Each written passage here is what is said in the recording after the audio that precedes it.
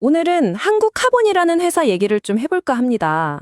이 회사가 단순히 LNG 시장의 강자를 넘어서 어떻게 미래 기술 기업으로 변신하고 있는지 그 핵심을 제가 아주 명쾌하게 짚어드릴게요. 자, 이런 질문으로 한번 시작해 볼게요. 영하 162도 상상이 가시나요? 이렇게나 차가운 액체를 그것도 드넓은 바다를 건너서 수천 킬로미터나 운반한다? 와, 이건 정말 보통 일이 아니죠. 정답은 의외로 간단합니다. 바로 바다 위에 떠다니는 아주 거대한 보온병을 쓰는 거죠. 재밌는 비유죠. 근데 이게 바로 LNG 운반선의 핵심 기술을 가장 잘 설명해주는 말이에요. 액체 상태의 천연가스가 다시 기체로 날아가 버리지 않게 그 극한의 온도를 완벽하게 지켜내야 하는 겁니다. 자, 그럼 이 거대한 보온병의 벽, 그러니까 이 단열재를 만드는 장인이 누구냐? 바로 오늘 우리가 자세히 들여다볼 한국카본이라는 회사입니다. 말 그대로 LNG가 새어나가지 못하게 막는 아주 견고한 기술의 요새를 짓는 곳이죠. 이 회사가 얼마나 이 분야의 진심인지는 매출 구조를 보면 그냥 바로 답이 나옵니다.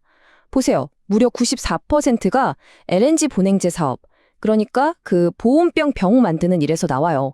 이건 뭐 다른 사업은 거의 신경 안 쓴다고 봐도 될 정도죠. 그야말로 한 우물만 제대로 파는 전문가 집단인 겁니다. 그리고 그 한 우물을 판 결과가 바로 이 숫자입니다. 1조 6천억 원. 이게 2025년 9월 기준으로 쌓여있는 수주 잔고래요. 이게 무슨 말이냐면요. 앞으로 2년에서 3년치 일감은 이미 확보해놨다는 뜻이에요. 시장이 갑자기 나빠져도 전혀 흔들리지 않을 아주 든든한 기반을 갖고 있는 거죠. 여기서 진짜 중요한 게 뭐냐면 이 시장은 아무나 들어올 수 있는 곳이 아니라는 거예요. 우리나라에서는 한국카본 그리고 동성화인텍 딱 이 두 회사만이 이 사업을 할 수 있습니다. 사실상 시장을 둘이서 양분하고 있는 과점 시장인 거죠.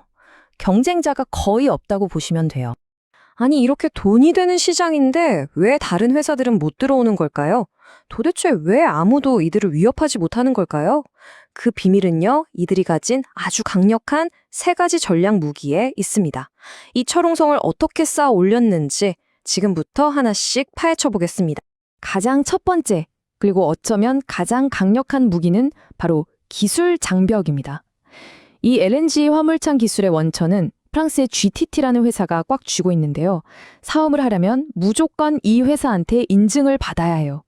이건 뭐 돈이 아무리 많아도 기술력이 없으면 절대 넘을 수 없는 성을 둘러싼 깊은 해자 같은 겁니다.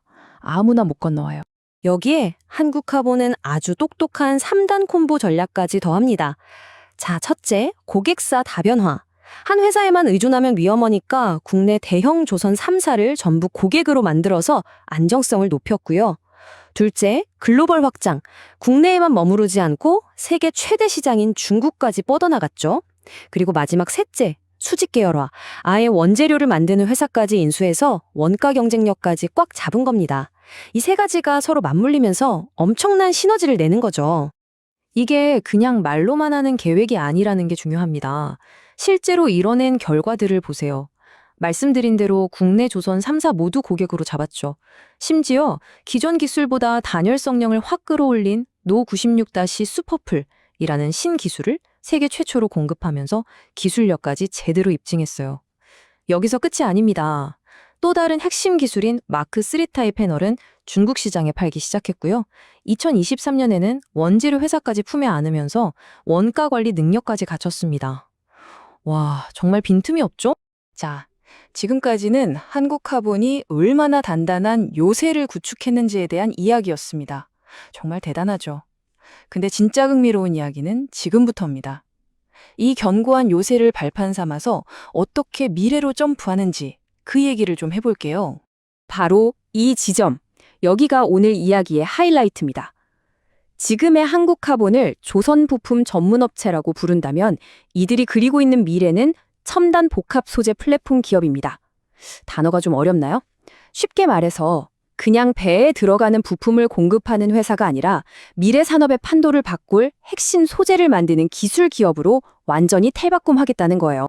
이게 그냥 뜬구름 잡는 얘기가 아니에요. 이미 구체적인 성과들이 나오고 있습니다. LNG 본행제를 만들던 그 극저온 기술? 이걸 그대로 가져와서 우리나라 위성 발사체의 연료 탱크를 만들고 있고요. 이게 항공우주 분야 진출이죠. 또 하늘을 나는 자동차, UAM이라고 하죠. 여기에 들어가는 아주 가벼운 탄소섬유 부품도 개발하고 있어요. 전기차 배터리 케이스도 마찬가지입니다. 더 가볍게 만들어서 주행거리를 늘리는 거죠. 전부 미래 모빌리티의 성패를 가를 핵심 기술들입니다. 자, 그럼 이제 슬슬 마무리를 해볼까요? 이 산업의 거인이 어떻게 기술 혁신 기업으로 변신하고 있는지 그 여정의 핵심 투자 포인트를 한번 정리해 보겠습니다.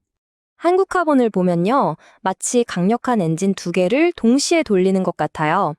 한쪽 엔진, 바로 이 요새는 지금 당장의 안정적인 현금 흐름을 만들어냅니다. 누구도 쉽게 넘볼 수 없는 과점 시장, 높은 기술 장벽, 그리고 1조 6천억 원이라는 엄청난 수주 잔고, 이게 든든한 버팀목이 되어주죠. 그리고 다른 한쪽 엔진, 바로 이 미래 성장 동력은 그 돈을 바탕으로 미래를 향해 힘차게 나아갑니다. 당장 LNG 시장 자체도 계속 좋을 전망이고요. 여기서 더 나아가서 항공우주나 UAM 같은 완전히 새로운 고부가 가치 시장으로 영토를 넓혀가는 거죠. 결론적으로 이게 뭘 의미하느냐? 시장이 이 회사를 보는 눈 자체가 달라질 수 있다는 겁니다. 주식시장 용어로 리레이팅, 그러니까 가치를 재평가받는 거죠. 더 이상 예전의 그 조선 부품회사가 아니라 미래 기술의 뼈대를 만드는 첨단 소재 플랫폼 기업으로 다시 태어나고 있으니까요. 자, 오늘 이야기 어떠셨나요? 마지막으로 이런 질문을 한번 던져봅니다. 다음 시대의 혁신은 과연 어떤 소재에서부터 시작될까요? 어쩌면 한국카본의 이야기가 그 질문에 대한 아주 흥미로운 힌트가 될 수 있지 않을까요?